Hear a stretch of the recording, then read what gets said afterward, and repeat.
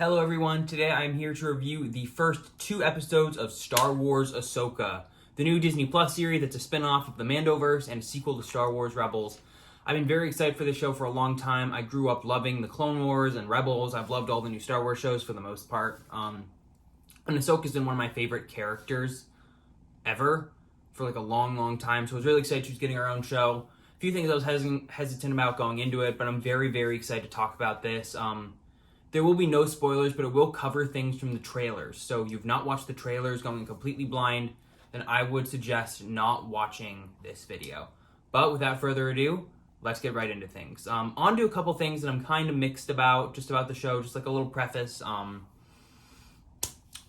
First off, I think I'd say that the episodes definitely have a slow pace. I don't think that's too bad. I think that gives you good time to sit with the characters.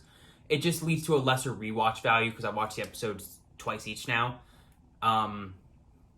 Just a little minor gripe. It didn't really bug me the first time.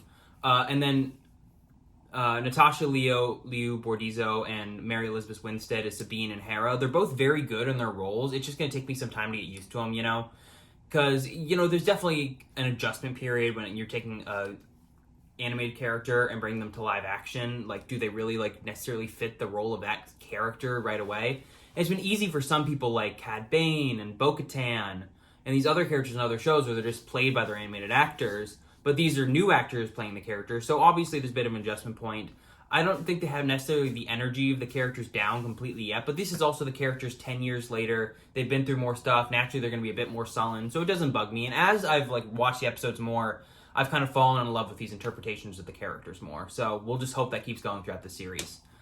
I think it's interesting that the series brought in some new lore surrounding Ahsoka and Sabine's backstory that kind of changes everything we knew about them. And it's kind of interesting. Feels a little forced in. Feels a little weird. We've never heard about this before, but I'm excited to see where it goes. And it's definitely got some interesting ideas with, you know, Ahsoka trying to train Sabine and stuff like that.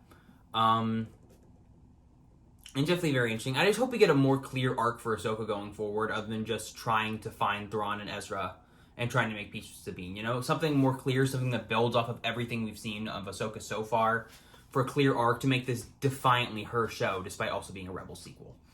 But on to the good parts. First off, I think the show visually works really well. I think Lothal and like all these other planets look great in live action. I think the visual aspects for Sabine and Hera and Ahsoka and Chopper and Huyang and all these characters, they look just like they do in the shows, but brought to life, and I think it works really well. I think it's perfect that they got the Kiners to do the music, because they did all the animated shows.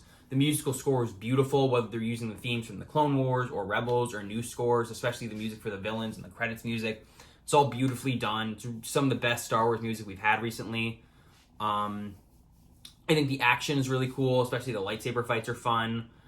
Sabine has some great action scenes, as does Ahsoka. The costumes, hair, and makeup team did a great job of making these characters just feel the same way they were, and it's great. The show's setting up a very simple but intriguing story, and I'm happy it all seems to be following one direct through plot instead of a bunch of side plots and like unimportant things. I think that's very interesting. And this feels like a show that's going to have stakes. It's going to be important, and I really appreciate that. Some people are saying, like, oh, well, why didn't this be animated, a Rebel sequel? It's like, well, they wanted to bring Thrawn into the mainstream, and the only way to do that is to continue Rebels. So they figure, you know, the best thing to do is introduce live-action audiences to the Rebels characters. And sure, I don't know, like, what this show would be like watching as a non-Rebels fan. Definitely a little confusing, I'm sure. But for the most part, I think it works pretty well. I think the performances are all solid. Rosario Dawson is growing on me as Ahsoka. Sabine and Hera work really well. It was cool to see all these other characters. Chopper is great in live action. Huyang is great in live action, along with a few other little surprises. The villains all seem really cool. Ray Stevenson as Baylan Skoll seems cool. I'm really excited to also see more from Morgan Elsbeth and Shin Hati, who all seem really interesting. The plot is good. I think just like the little character moments I think are really sweet, and I hope we get more of that as the show goes on to really help us feel like these are the Rebels characters.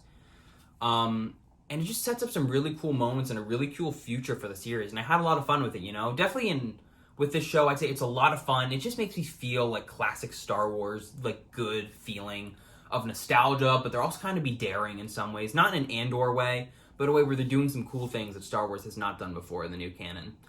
So yeah, I'm really excited for it. Definitely an adjustment period with the new actors and some of the new stories and just trying to make this fully Ahsoka show.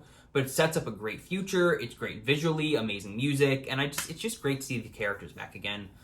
Sure, I'm probably blind a little bit by nostalgia, but I'm very excited for the future of the show, and I thought these were the great first 2 episodes. So I would give Ahsoka episodes 1 and 2 an 8.5 out of 10. I really enjoyed them, and I'm super excited for more. I hope you guys liked the video, and I'll see you all soon with reviews of Harley Quinn Season 4 and My Adventures with Superman Season 1. Hope you guys liked the video. See you all soon. Bye for now.